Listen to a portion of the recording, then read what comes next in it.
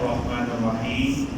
اسلامی تاریخ میں سے ام رومان رضی اللہ تعالی عنہ، ام رومان بنت عامر کنانہ حضرت بکر صدیق رضی اللہ عنہ کی زوجہ محترمہ اور ام المؤمنین سیدہ عائشہ کی والدہ ہیں۔ آپ ابتدائی زمانہ میں مسلمان ہو گئی تھی۔ جس طرح ابو بکر صدیق سچائی، امانت داری اور کریمانہ اخلاق میں مشہور تھے، اسی طرح ام رومان بھی وفاداری اور سلیقہ مندی میں مکہ کی عورتوں میں خاص اور الگ حیثیت رکھتی تھی۔ جب بکر صدیق ہجرت کر کے مدینہ آئے تو پیچھے ام رومان نے پورے اہل خانہ اور بچوں کو بڑی حوصلہ مندی سے سنبھالا۔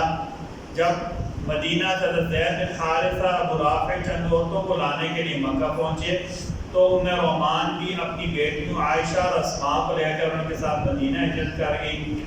9 ہجری میں ان کا انتقال ہوا۔ نبی کریم صلی اللہ علیہ وسلم نے خود ان کے لیے قبر کھدوائی اور ان کی قبر پر کھڑے ہو کر ان کے لیے دعائے مغفرت کی رضی اللہ تعالی عنہ۔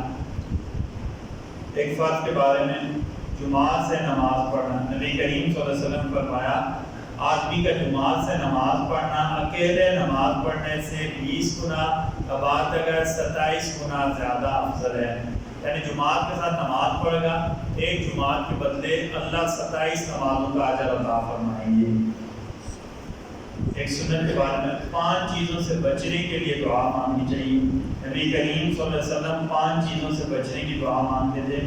آپ فرماتے تھے اللہم انی اعوذ بک من البخل والجبن وأعوذ بك من سوء العمر وأعوذ بك من فتنة الصدر وأعوذ بك من عذاب القبر۔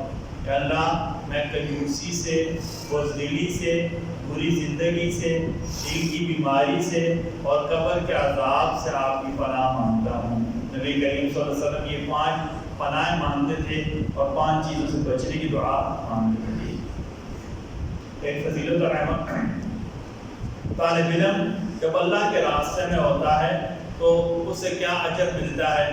آپ صلی اللہ علیہ وسلم فرمایا جب بندہ پڑھنے کے لیے گھر سے نکلتا ہے تو وہ ایسے شمار ہوتا ہے جیسے اللہ کی راہ میں نکلا ہوا ہے، یعنی جیسے جہاد کرنے کا اجر ہے، ایسے جب بچہ پڑھنے کے لیے گھر سے نکلتا ہے یا طالب علم پڑھنے کے لیے گھر سے نکلتا ہے، اللہ تعالیٰ اسے یہ اجر دینے شروع ہوتے ہیں کہ جیسے اس کے چلنے پر بھی ثواب ہوگا، اس کے آگے پیچھے دیکھنے پر بھی ثواب ہوگا، اس کے وضو کرنے پر بھی دگنا ثواب ہوگا، اس کے قدم اٹھانے پر بھی ثواب ہوگا، اس کے مسجد آنے پر بھی ثواب ہوگا، اس کے مسجد بیٹھنے پر بھی ثواب ہوگا، قرآن مجید اٹھانے پر بھی ثواب ہوگا، قرآن پڑھنے پر بھی ثواب ہوگا۔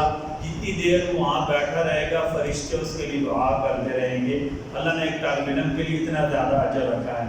اللہ تعالیٰ ہم سب کو کہنے سننے سے زیادہ عمل کرنے کی توفیق عطا فرمائے۔